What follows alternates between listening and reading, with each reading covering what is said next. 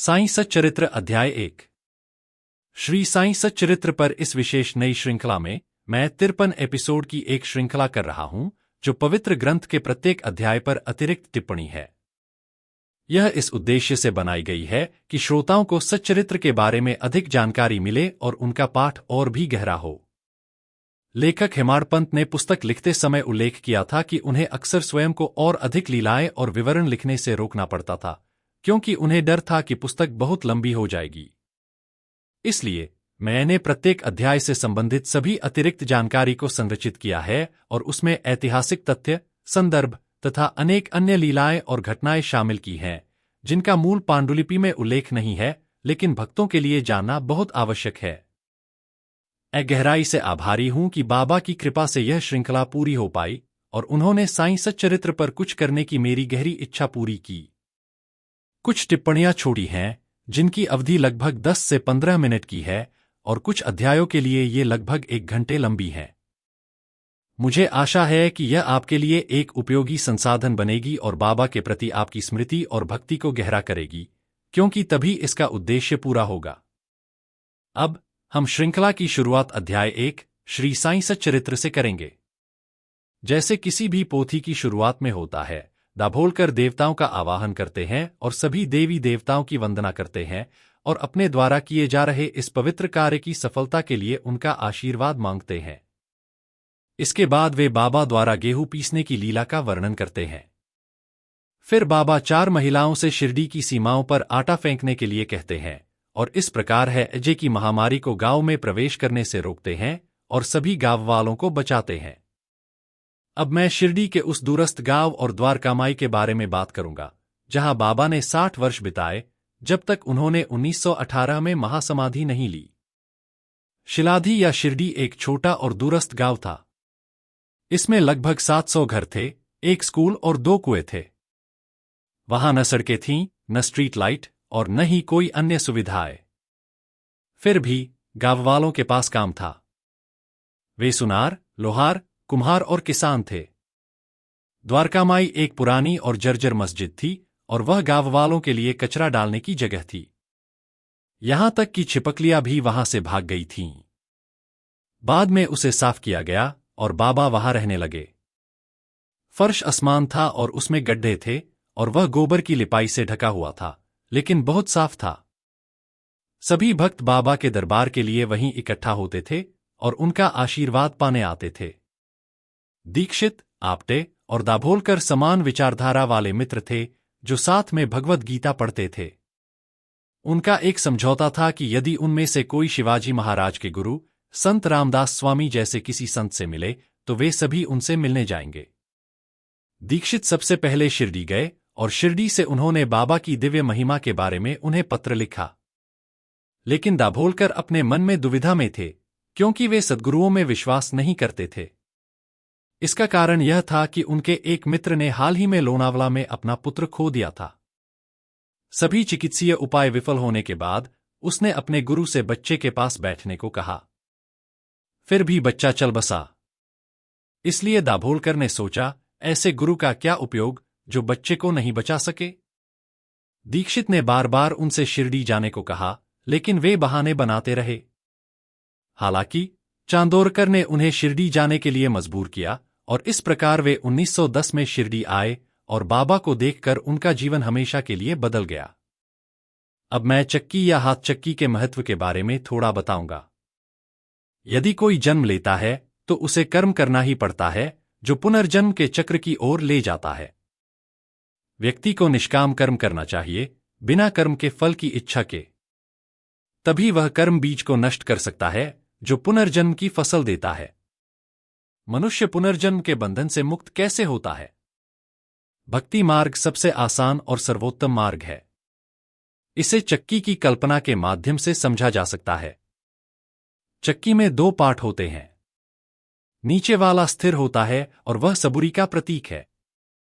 ऊपर वाला पार्ट निष्ठा है।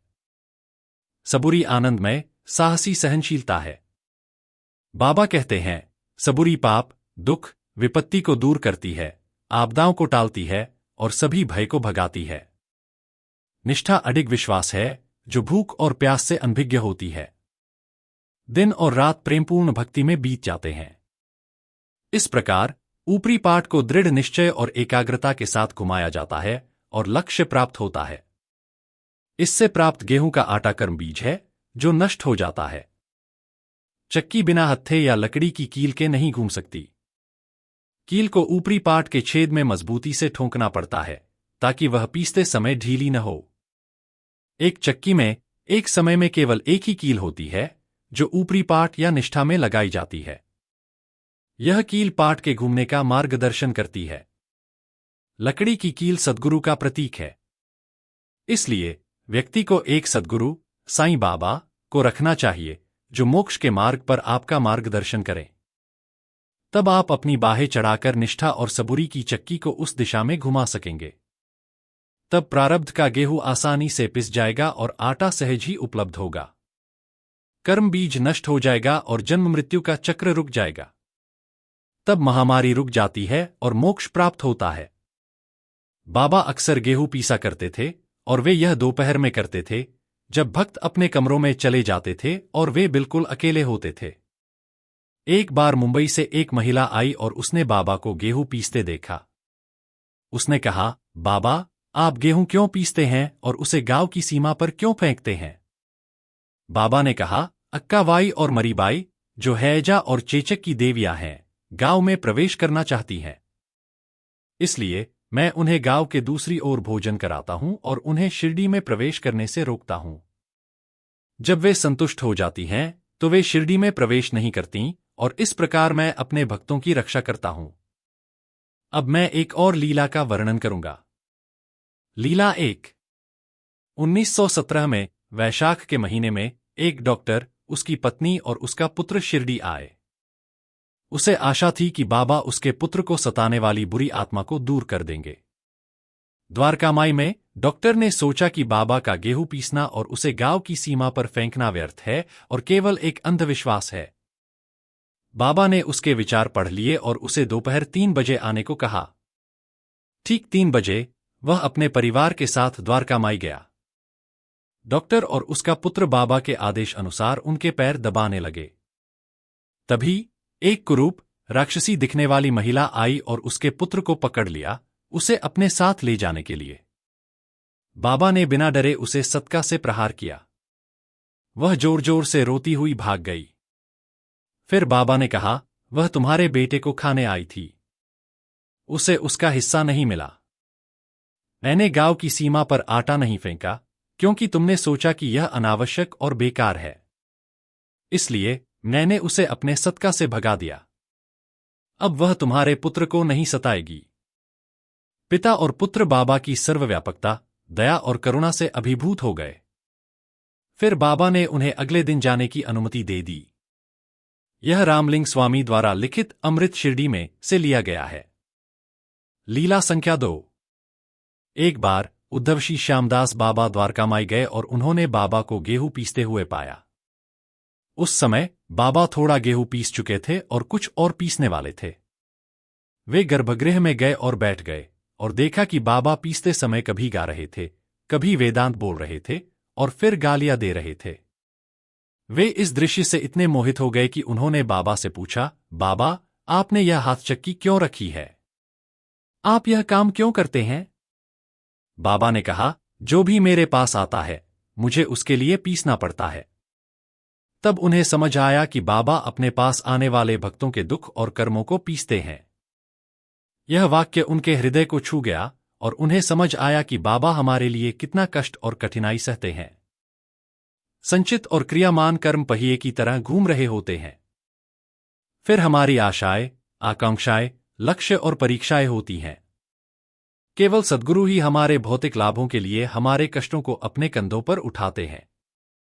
अंततः हमें आध्यात्मिक मार्ग पर स्थापित करने के लिए और हमें पहले कुछ कदम उठाने में सहायता करने के लिए, जैसे एक माँ अपने बच्चे की देखभाल करती है जो लड़खड़ाता है और गिरता है और हर बार माँ उसे उठाती है। केवल सद्गुरु ही हमें भविष्य के जन्म और मृत्यु के चक्र से मुक्त कर सकते हैं, और कोई नहीं कर सकता। यह लीला साईं लीला पत्रिका अंक 45 वर्ष 1926 से ली गई है। इस प्रकार मैंने चक्की या हाथ चक्की और गेहूं पीसने के संभावित अर्थ को समझाने का प्रयास किया है।